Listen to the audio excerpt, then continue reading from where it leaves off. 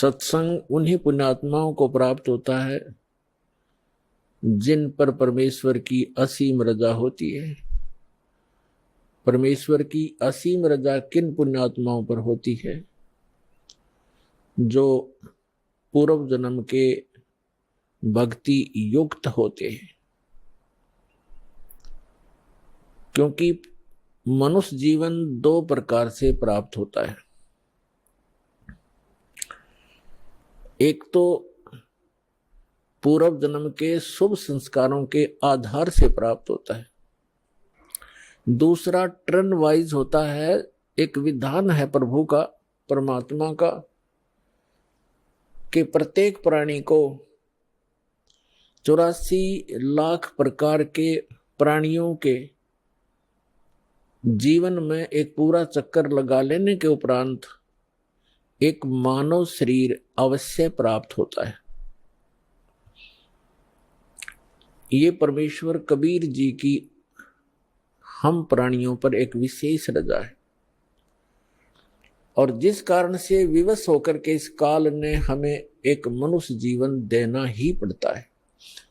और वो मानव शरीर ही हमारे लिए एक गोल्डन चांस होता है, एक स्वर्ण अवसर होता है शुभ कर्म करने का, दान धर्म करने का और मोक्ष प्राप्त करने का। और मानव शरीर प्राप्त करके भी हम मोक्ष प्राप्ति नहीं करते तो भारी भूल है प्राणी की। उसका कारण क्या है? उसका कारण ये है कि जो मानव शरीर प्राप्त प्राणी जो पूर्व जन्म के संस्कार से मानव शरीर प्राप्त किए हुए हैं, वो परमात्मा की भक्ति के लिए अवश्य कहीं ना कहीं जुड़ जाते हैं।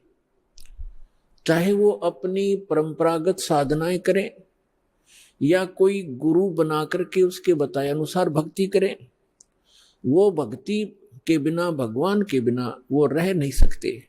चाहे वो दुख में सुमरन कर रहे हो, चाहे वो सुख में कर रहे हो। और दूसरी प्रकार के जो प्राणी होते हैं, टर्न वाइज, यानी नंबर 84 लाख योनियों में कष्ट उठा करके वो फिर मानव शरीर जो प्राप्त किए हुए होते हैं, वो भक्ति नहीं करते।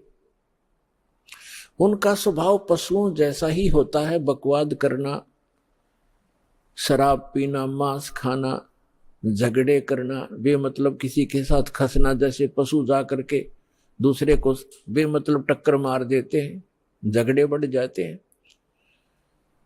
तो वो प्राणी उस टाइप के ही झगड़े करवाते हैं। शांति प्रिय घर में भी वो आग लगा देते हैं। तो जो पुण्यात्माएं परमात्मा के लिए लगी हुई हैं और वो साधना गलत कर रहे हैं, श्रीमद् भगवत गीता अध्याय नंबर 16 के श्लोक नंबर 23 और 24 में प्रमाण है कि शास्त्र विधि को त्याग कर जो मनमाना आचरण करते हैं, मनमानी पूजाएं करते हैं, जो शास्त्रों में प्रमाणित नहीं है वो साधनाएं करते हैं, उनको न तो कोई सुख प्राप्त होता है, न कोई सिद्धि प्राप्त होती है, और न ही उनकी परम गति होती है। अर्थात व्यर्थ, यूजलेस है वो साधनाएं। जो साधक शास्त्र विधि त्याग कर, चाहे वो स्वयं साधना कर रहे हैं या किसी नकली डुप्लीकेट गुरु बनाकर वो उनके बताए अनुसार शास्त्र विरुद्ध साधना कर रहे हैं, तो वो अपना जीवन नाश कर रहे हैं। और जो सीधे ही 84 लाख योनियों से निकलकर मनुष्य शरीर प्राप्त करते हैं, वो तो भक्ति करते ही नहीं। उनका तो वैसे ही जीवन नाश हो ही रहा है। तो इसके लिए सत्संग की आवश्यकता पड़ती है। और सत्संग का अर्थ होता है यथार्थ अध्यात्म ज्ञान। और यथार्थ अध्यात्म ज्ञान केवल परमात्मा ही बता सकता है।